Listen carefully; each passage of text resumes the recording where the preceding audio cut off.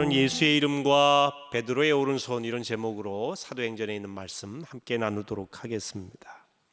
오늘 말씀은 예수님의 제자 베드로와 요한이 예루살렘 성전에 기도 시간에 기도하러 갔다가 가는 도중에 생긴 그런 이야기입니다. 이스라엘 사람들은 하루에 3번 기도합니다. 3시, 6시, 9시. 오늘날 시간으로 말하면 여기에 6을 더하면 되는데 3시는 오전 9시, 6시는 정오, 9시는 오후 3시를 말합니다. 우리 교회에서 하는 153 기도도 바로 이런 유대인의 기도에서 착안한 것입니다. 기도 시간에 성전에 오르는데 성전 미문이라고 하는 곳에 한 거린이 구걸을 하고 있었습니다. 예루살렘 성전에는 여러 개 들어가는 문이 있는데 그 중에 가장 붐비는 곳이 미문이라고 하는 곳입니다.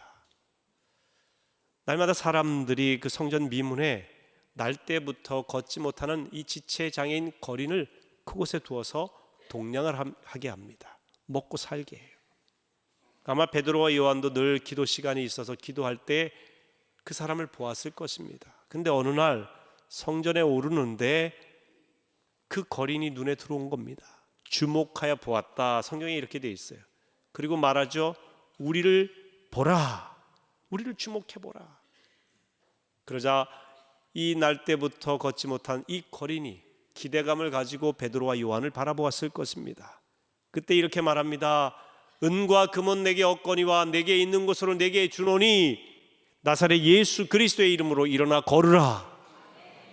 그리고 오른손을 잡아 일으키니 그가 일어나 걷고 뛰고 성전에 들어가며 하나님을 찬양하는 사람이 되었다. 바로 그 내용이 오늘 본문의 말씀입니다. 저는 이 말씀을 보면서 베드로가 그날 이 성전 미문에 앉아 구걸하는 그 거린을 주목해 보았다. 이 말씀에 주목해 봅니다. 늘 같은 현상이고 같은 모습이었지만 그날따라 주목했다는 거예요. 여러분, 우리가 늘 예배 드리는데 늘 매주일 예배를 드려요. 같은 시간에. 근데 그날따라 하나님께서 여러분의 마음에 주시는 메시지가 있어요. 그리고 여러분이 주목하게 되는 내용이 있습니다. 우리가 살아가면서 늘 같은 패턴으로 살아가지만 유난히 누군가 불쌍히 여기는 마음이 내 안에 들어올 때가 있어요. 연약한 자에 대해서, 장애인에 대해서, 때로는 북한에 대해서, 믿지 않는 영혼에 대해서, 너무나 힘든 이 가난한 사람들에 대해서 하나님께서 우리로 하여금 주목하게 하실 때 우리는 주목해야 됩니다. 관심을 가져야 돼요. 베드로와 요한도 그 사람을 주목해서 봤어요. 긍휼히 여겼겠죠. 평생 앉아 지냈으니까, 먹을 것도 없어서 사람들에게 동냥하는 처지니까 말이죠. 우리를 보라. 이 날 때부터 앉아있던 이 거린이 얼마나 기대감을 갖고 봤겠습니까? 그런데 그가 말하는 게 내게는 은과 금은 없다는 거예요. 하지만 내게 있는 것으로 내게 주노니 나사렛 예수 그리스도의 이름으로 일어나 걸으라. 하나님은 우리가 어떤 일을 할 때에 없는 것으로 하게 하시지 않습니다. 내게 있는 것으로 내게 주노니 그랬어요. 그에게는 은과 금은 없죠. 물질 없습니다. 그럼 무슨 일을 하겠느냐 말할 수 있을런지 모르지만 베드로와 요한에게는 보다 궁극적인 능력의 주인이신 예수님이 있었어요. 그 예수님을 전한 겁니다. 예수의 이름에 능력이 있음을 믿고 선포한 겁니다. 일어나 걸으라. 발과 발목에 힘을 얻고 일어났습니다. 걷고 뛰었고요, 찬양하게 되었습니다. 저는 오늘 이 시간 육신적으로 연약한 가운데 있는 우리 성도님들, 나사렛 예수 그리스도의 이름으로 새 힘을 얻게 되시기를 축원합니다. 믿음을 가지세요. 믿음을 가지세요. 내게 있는 것으로 내게 주노니 그랬습니다. 내게 있는 것으로. 여러분 안에는 예수님이 이미 있습니다. 세상은 물질을 기대하죠. 더 많은 물질, 더 많은 연봉, 더 좋은 차, 더 큰 집, 더 좋은 옷, 이것을 기대합니다. 우리가 예수를 믿을 때도요, 이런 기대감을 가지고 교회 나오고 예수 믿을 때도 많이 있습니다. 기도할 때도 바로 그걸 놓고 기도할 때도 많이 있습니다. 그 자체가 잘못된 건 아닙니다. 그걸 기대하는 것 자체가 다 나쁜 일이다, 이건 아닙니다. 하지만 보다 궁극적인 우리 주 예수 그리스도의 이름을 기대하지 않고 은과 금만 기대하는 것에 머문다고 한다면 우리 인생은 패배자의 인생이 되고 말 것입니다. 궁극적인 승리자의 인생은 은과 금이 없을지라도 예수 그리스도의 이름의 능력을 믿고 그 이름의 힘을 붙잡고 일어서는 사람, 승리자가 될 줄로 믿습니다. 나면서부터 걷지 못했던 이 장애인이 걸을 수 있었던 요인이 두 가지입니다. 첫째는 나사렛 예수 그리스도의 이름이지요. 주목하라 했을 때 은과 금을 기대했지만 은과 금 대신 예수의 이름으로 일어나게 했습니다. 궁극적인 해결을 해준 것입니다. 예수의 이름은 능력입니다. 우리가 예수의 이름으로 기도할 때에 응답하시겠다고 성경은 분명히 말씀하셨습니다. 예수님께서 십자가에 달려 돌아가시기 전에 제자들에게 고별 설교를 하시는 내용이 요한복음 14장에서 16장까지의 내용입니다. 근데 이 요한복음 14장에서 16장까지의 내용 중에 계속해서 반복하는 내용이 있으니 너희가 내 이름으로 구해라 그리하면 얻을 것이라고 하는 내용입니다. 자, 14장 13절 말씀을 같이 읽어보겠습니다. 너희가 내 이름으로 무엇을 구하든지 내가 행하리니 이는 아버지로 하여금 아들로 말미암아 영광을 받으시게 하려 함이라. 14절입니다. 내 이름으로 무엇이든지 내게 구하면 내가 행하리라. 아멘. 내 이름으로 무엇이든지 내게 구하면 내가 행하리라. 여러분이 행하시는 게 아닙니다. 여러분에게 능력이 있는 게 아니라 예수의 이름으로 구할 때 예수께서 이 일을 성취케 해 주시겠다고 하는 것입니다. 그러니까 예수의 이름의 능력을 믿고 기도하는 것이죠. 15장 16절에는 내 이름으로 아버지께 무엇을 구하든지 다 받게 하려 함이라 그랬어요. 내 이름으로 아버지께 구하면 다 받게 하신다는 거예요. 16장 24절에는 지금까지는 너희가 내 이름으로 아무것도 구하지 아니하였으나 구하라 그리하면 받으리니 너희 기쁨이 충만하리라. 기도의 조건과 결과가 나옵니다. 기도의 조건은요 한 가지에 예수 이름으로 기도하라는 것입니다. 길게 기도하라, 소리 높여 기도하라, 아름다운 미사역으로 기도하라 이렇게 돼 있지 않습니다. 성경이 우리에게 요구하신 기도의 조건은 예수의 이름으로 기도하라. 그래서 우리가 예수님의 이름으로 기도합니다 아멘이라고 하는 이유는요, 아무리 그 앞에 기도가 화려해도 예수의 이름이 들어가지 않는 기도는 응답될 수가 없는 것입니다. 예수의 이름으로 기도할 때 무엇이든지 구하면 들으시리라, 응답하시리라, 우리에게는 받으리라 그렇게 말씀하신 것입니다. 예수님께서 이 설교를 십자가에 달려 돌아가시기 전에 제자들에게 하셨습니다. 베드로와 요한도 들었겠죠. 근데 그들은 그때 이 말이 무슨 뜻인지 몰랐어요. 이 말을 믿지도 못했을 것입니다. 하지만 이들이 예수님 돌아가시고 부활하신 뒤에 40일 함께 계시다가 승천하신 뒤에 마가다라 방에서 기도하고 성령을 받았어요. 성령 받은 이후에 이들이 깨달았습니다. 아하, 예수님이 말씀하신 대로 그의 이름으로 기도할 때, 그의 이름으로 능력을 행할 때에 기적이 일어난다, 응답이 된다, 다 받으리라 확신이 생겼습니다. 그래서 그 앉아있던 날 때부터 이 지체장애인인 그에게 일어나 걸으라, 나사렛 예수의 이름으로 일어나 걸으라 선포할 수 있었던 것입니다.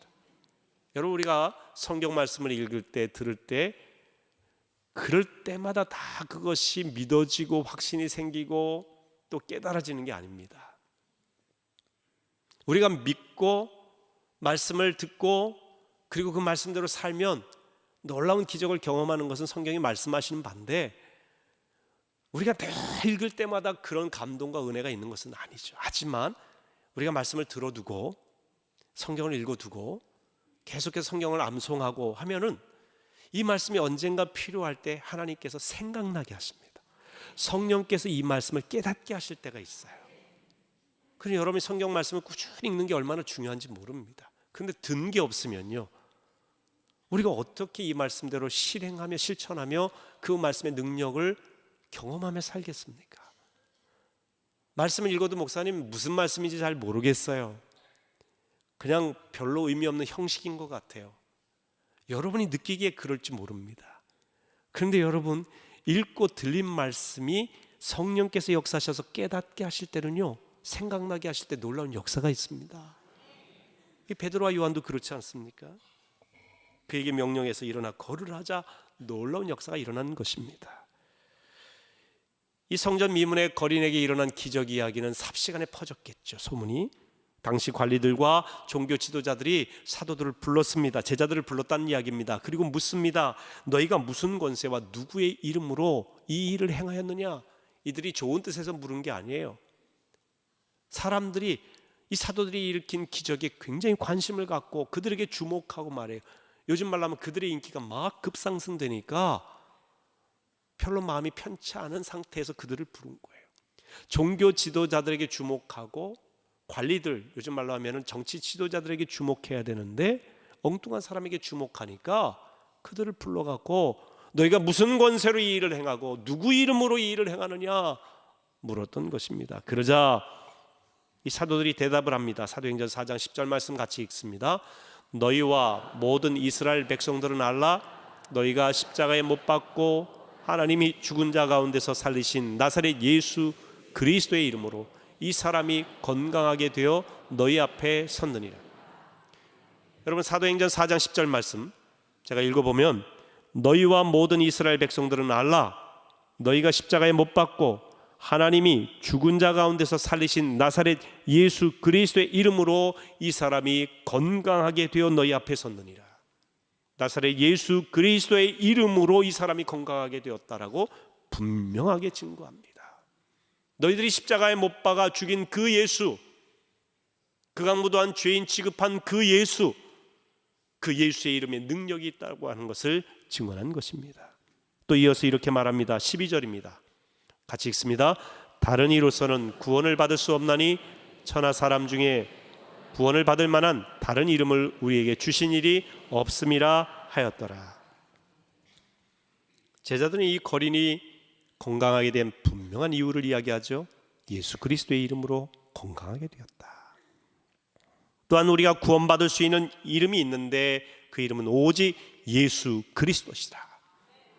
다른 이름으로서는 구원받을 이름이 없다는 것입니다. 아무리 훌륭한 종교 지도자라 할지라도, 아무리 훌륭한 선행을 행한 사람이라 할지라도 그 선행과 그 훌륭하다고 하는 그 사람의 이름으로 구원받을 수 있는 게 아니라고 하는 것입니다. 구원은 오직 예수 그리스도의 이름으로 받습니다. 기도의 응답도 오직 예수 그리스도의 이름으로 받아요. 때때로 이 문제 가지고 기독교는 예수만 믿어야 구원받고 천국 간다고 하는 독선적인 종교라고 이야기하는 경우도 있습니다.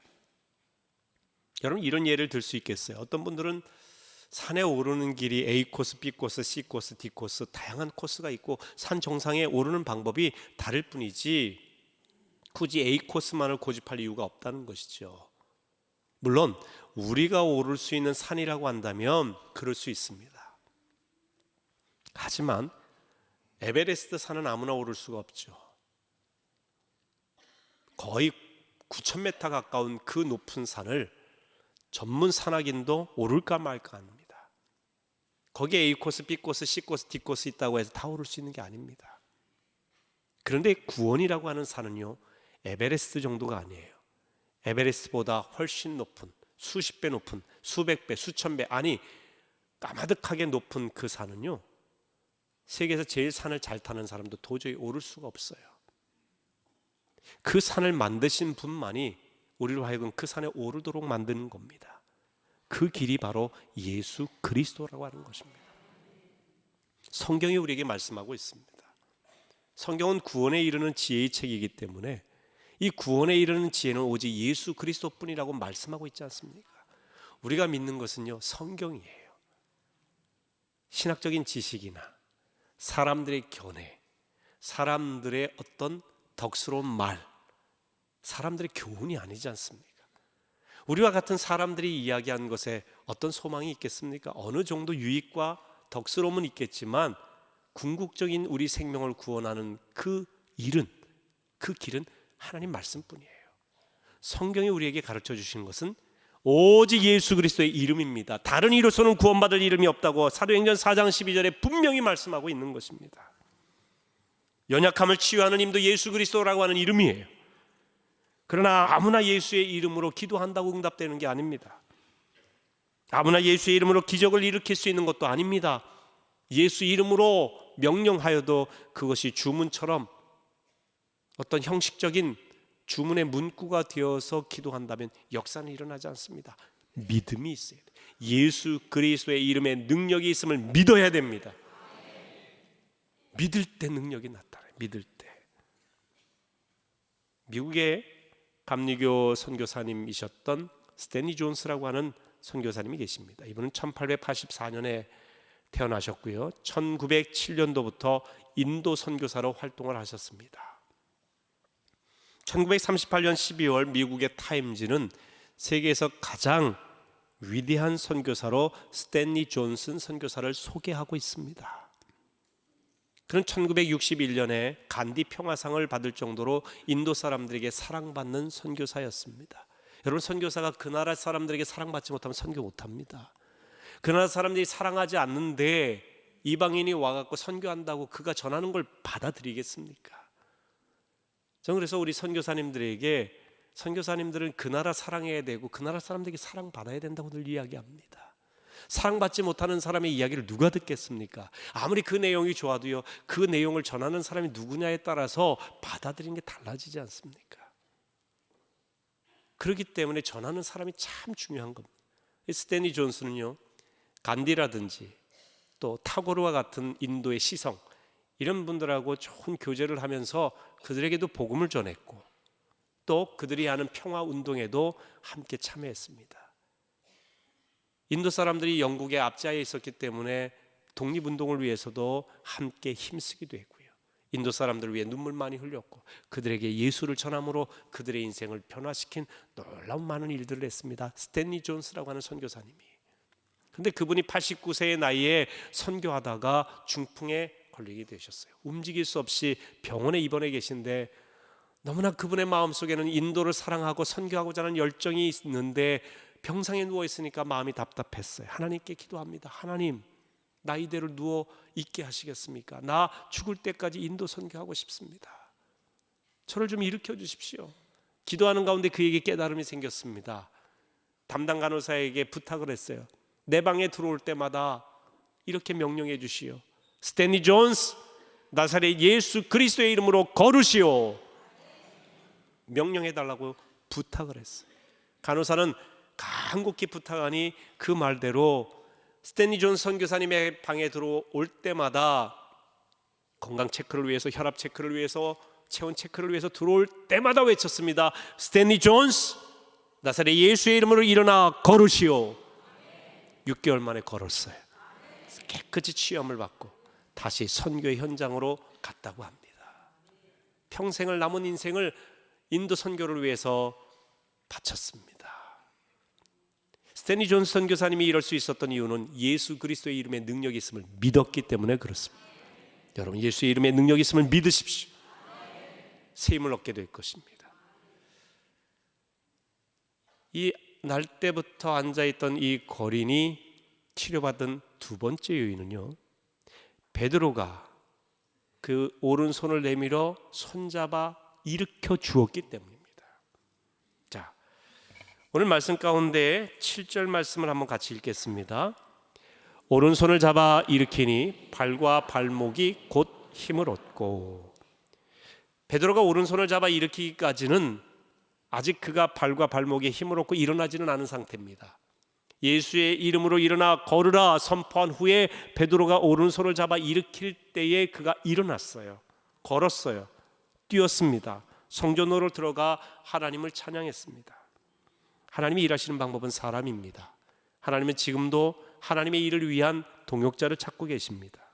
하나님은 베드로의 도움 없이도 얼마든지 이 날때부터 앉아있던 이 거린을 치료할 수 있으신 분입니다. 예수의 이름 하나면 충분합니다. 하지만 실제 역사는 베드로가 손을 잡아주었을 때 일어났습니다. 하나님께서 그렇게 하신 것이지요. 여러분, 우리 주변에는 주파수가 참 많이 있습니다. 온갖 이 전파들이 많이 가득합니다. 그런데 우리가 라디오 방송을 들으려면 예를 들어 극동방송 106.9 이 메가헤르츠 주파수에 맞춰야 그것이 우리 귀에 들리게 되는 거예요. TV 채널도 수백 개가 있습니다. 그런데 그 방송에서 나오는 프로를 우리가 보려면 채널을 맞춰야 됩니다. 여러분, 예수의 이름은 온 세상에 가득한 능력입니다. 그런데 우리가 오른손을 내밀었을 때에 그 오른손이라고 하는 채널을 통해 하나님께서 역사를 일으키신다는 것입니다. 하나님은 지금도 우리의 오른손을 통해 하나님의 선한 역사를 이루어 가시기를 원하십니다. 베드로가 믿음을 가지고 평생 앉아서 지낸 장애인에게 오른손을 잡아 일으킨 결과는 그가 일어났다는 것과 동시에 그가 하나님을 찬양하며 하나님을 믿게 되었다는 것입니다. 하나님께서는 그의 육체만 치료하신 것이 아니라 그의 인생을 치료하셨어요. 그의 영혼을 고치신 것입니다. 예수의 이름을 알게 하시고 능력을 경험하게 하심으로 기적에 끝나는 것이 아니라 내가 고침받았다는 데 끝나는 것이 아니라 하나님을 알게 하셨다는 것입니다. 여러분, 이게 중요합니다.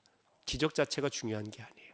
기적을 통해서 예수를 알고 하나님의 은혜를 깨닫고 예수의 이름에 능력이 있음을 알아 구원받는 게 중요합니다. 여러분, 교회에서 기적이 일어나지 않아도, 어떤 병고침의 역사가 일어나지 않아도, 특별히 우리가 뭔가 화려한 일을 하지 않아도 우리가 그 일과 기적과 능력, 그보다 중요하신 우리 주님을 바라볼 수 있다면, 우리 예수 그리스도의 이름에 능력이 있음을 믿기만 한다면 우리 인생은요, 그 자체가 기적이에요. 예수 믿고 구원받았다는 자체가 기적입니다. 영원히 멸망할 수밖에 없는 우리 인생이 영원히 살 수 있는 길이 열렸다는 것 자체가 기적입니다. 죄인들을 위해서 예수님이 십자가 지셨다는 것 자체가 기적인 거예요. 어떤 기적이 일어나지 않는다고 실망할 일이 아닌 것이지요. 우리가 그 배후에서 역사하시는 주님을 볼 수만 있다면 얼마나 놀라운 일인지 모릅니다. 근데 이 거린이 자기의 육신이 치유받고 또한 예수의 이름으로 하나님을 찬양하며 믿게 되었다는 것에만 끝난 것이 아니라 그가 치유받고 걷고 뛰며 찬송하며 성전으로 들어가는 모습을 보고 사람들이 놀랍게 여기게 되었어요. 하나님의 권능을 보고 사람들이 하나님의 능력을 알게 되고 믿게 되었다는 것이 중요합니다. 자, 오늘 본문 9절과 10절 말씀 읽습니다. 모든 백성이 그 걷는 곳과 하나님을 찬송함을 보고 그가 본래 성전 미문에 앉아 구걸하던 사람인 줄 알고 그에게 일어난 일로 인하여 심히 놀랍게 여기며 놀라니라. 아멘. 하나님은 한 장애인을 통해 성전에 있던 모든 사람과 만나셨습니다. 그들은 살아계신 하나님께 주목했어요. 도저히 인간의 생각으로는 불가능한 이 성전 미문에 앉아있던 이 사람을 베드로와 요한이 예수의 이름으로 일어나 걸으라 선포하니 일어났다. 이 하나님이 하신 일이라고 하는 것을 그들이 본 겁니다. 하나님이 하셨구나. 하나님을 알게 하는 거예요. 여러분, 중요한 것은요, 하나님을 알게 하고 하나님을 믿게 하는 것입니다. 우리가 주목해서 보아야 될 것은 은과 금이 아니에요. 기적이 아닙니다. 예수 그리스도이십니다. 예수 그리스도. 오늘 본문 이후에 이 베드로와 요한이요, 사람들이 자꾸 그들을 주목하고 그들을 따라다니고 그들이 대단한 사람이냐 막 칭송하게 되자 베드로가 그렇게 얘기하죠. 여보시오, 이 권능이 우리에게서 나오는 게 아닙니다. 이것은 우리 주님이 행하신 일입니다. 우리는 무익한 종에 불과한 존재들이에요. 우리에게 뭔가 있는 것처럼 생각하지 마십시오. 여러분이 주목해서 보아야 될 분은 예수 그리스도입니다. 계속해서 그걸 선포하는 거예요. 여러분, 이게 중요합니다. 우리가 주목해서 보아야 될 분 예수 그리스도. 예수 그리스도. 우리는 그분의 손에 들려있는 그 무엇을 보는 것도 아니에요. 예수님이 응답해 주시고 우리에게 주시는 선물을 보는 것도 아닙니다. 내가 기도할 때 뭔가 내 자녀들이 진급도 되고 또 진학도 되고 합격도 되고 취업도 되고 결혼도 하고, 이것만 보는 게 아니라는 얘기예요. 이것을 일으키신 역사하신 분이 누구냐? 우리 주님을 보시는 거예요. 만약에 이런 것들만 보게 되면요, 이런 것이 응답되지 않고 이루어지지 않고 내가 생각한 대로, 내가 믿고 기도한 대로 이루어지지 않는다 했을 때에 우리는 낙심하게 되는 거예요. 우리는 사나 죽으나 앉으나 서나 응답이 되나 안 되나, 어떤 삶의 상황 가운데서도 오직 우리는 주를 위해 살고 주님께 주목하고 주님을 기쁘시게 하는 인생이 되어야 될 줄로 믿습니다. 어느 전도자가 길을 가고 있는데 거리에서 구걸하는 거린을 보게 되었습니다. 이 거린에게 돈을 좀 주면서 도와주려고 하는데 주머니를 뒤져보니 아무것도 없어요. 어떻게 하나 하다가 깨달음이 있어서 그 거린에게 다가가 손을 잡아줍니다. 따뜻하게 손을 잡아줍니다. 이 겨울이었거든요. 형제님, 제가 아무것도 가진 게 없습니다. 좀 물질로 도와드려야 되는데 도와드릴 수 없어서 그저 이 손으로 당신 손을 잡아드립니다. 부디 용기 내십시오. 하나님이 함께 하실 것입니다. 하나님 의지하고 새로운 삶을 시작해 보세요. 예수님을 영접하고 믿는 사람에게는 영원한 삶이 있습니다. 그러자 이 전도자의 말에 눈물을 흘리며 이 거린은 이렇게 대답합니다. 당신은 지금까지 저를 도와주신 모든 분들 가운데 가장 값진 선물을 주셨습니다. 바로 당신의 따뜻한 손입니다. 감사합니다. 당신이 전해주신 바로 그분을 저도 믿고 용기를 내보겠습니다. 우리는 예수의 이름으로 구제의 오른손, 도움의 오른손, 살리는 오른손을 내밀어야 됩니다. 또한 우리는 예수의 이름으로 평화의 오른손을 내밀어야 됩니다. 저는 지난 4월 27일 남북한의 정상이 판문점에서 만나고 두 손을 꼭 잡는 모습을 볼 때 참 가슴이 뭉클했습니다. 외신이 뽑은 가장 인상 깊은 장면으로 김정은의 제안으로 문재인 대통령이 판문점 북쪽으로 잠시 월경한 후에 김정은과 손을 맞잡고 있는 이 모습, 그리고 다시 넘어오는 이 모습을 가장 인상 깊은 명장면으로 뽑았다고 합니다. 물론 우리는 현실을 외면하고 감상에 젖어 있을 수만은 없습니다. 북한이 핵을 완전히 포기하는 등 구체적인 실천이 있을 때까지 우리는 지켜보아야 될 것이고, 그렇게 되도록 기도해야 됩니다. 그동안 북한이 겉으로는 평화회담하고 또 내부적으로는 전쟁 준비를 했던 것이 그런 모순이 사실인 것이기 때문에 그렇습니다. 이번 회담을 부정적으로 보시는 분들은 위장된 평화회담이다 이렇게 이야기하기도 합니다. 하지만 평화를 위해 두 사람이 손을 잡았다는 것 자체를 평가절하할 이유는 없습니다. 대화하지 않고 어떻게 평화를 이루겠습니까? 이것은 여야의 문제가 아닙니다. 보수 진보의 문제도 아닙니다. 이것은 우리 민족의 수건입니다. 이것은 하나님께서 우리에게 주신 기회입니다. 이 기회가 깨어지지 않도록 우리 믿는 사람들은 기도해야 됩니다. 우리는 계속 평화의 오른손 내밀어야 됩니다. 내가 내밀면 그것은 로맨스고, 저 사람이 내밀면 불륜이라고 하는 것은 특별히 우리 기독교인들의 자세는 아닐 것입니다. 예수의 이름과 베드로의 오른손이 동시에 필요합니다. 예수의 이름이라고 하는 것은 진정한 스피릿 정신, 진정한 내면의 가치를 말하고 우리가 진정으로 추구해야 될 방향을 이야기합니다. 없어서는 아니 될 진리가 예수 그리스도의 이름입니다. 베드로의 오른손은 구체적인 실천을 말합니다. 진정한 가치가 실현되도록 하는 다리를 말하는 것이지요. 올바른 방향으로 나아가는 발걸음인 것입니다. 이 두 개가 함께 있어야 돼요. 예수의 이름과 베드로의 오른손이 함께 있을 때 앉아있던 거린이 일어나게 된 것입니다. 여러분, 우리 주변에 여러분의 오른손이 필요한 사람들이 있습니다. 예수의 이름으로 내미는 오른손이 필요한 사람이 있습니다. 우리는 분명 예수의 이름으로 구원받습니다. 하지만 예수의 이름을 전하는 여러분의 오른손이 없다면, 여러분의 입술이 없다면 구원에 이를 수 없지 않겠습니까?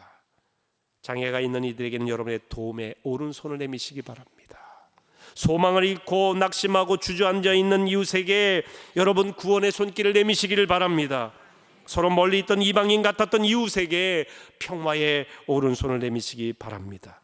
무엇보다 소망이 없는 이들, 예수 그리스도의 이름으로 그 앉은 자리에서 일어나도록 예수 그리스도의 이름으로 일어나 걸으라 명하시기 바랍니다. 선포하세요. 믿음을 갖고 하십시오. 무엇보다 여러분 자신을 향해서도 하십시오.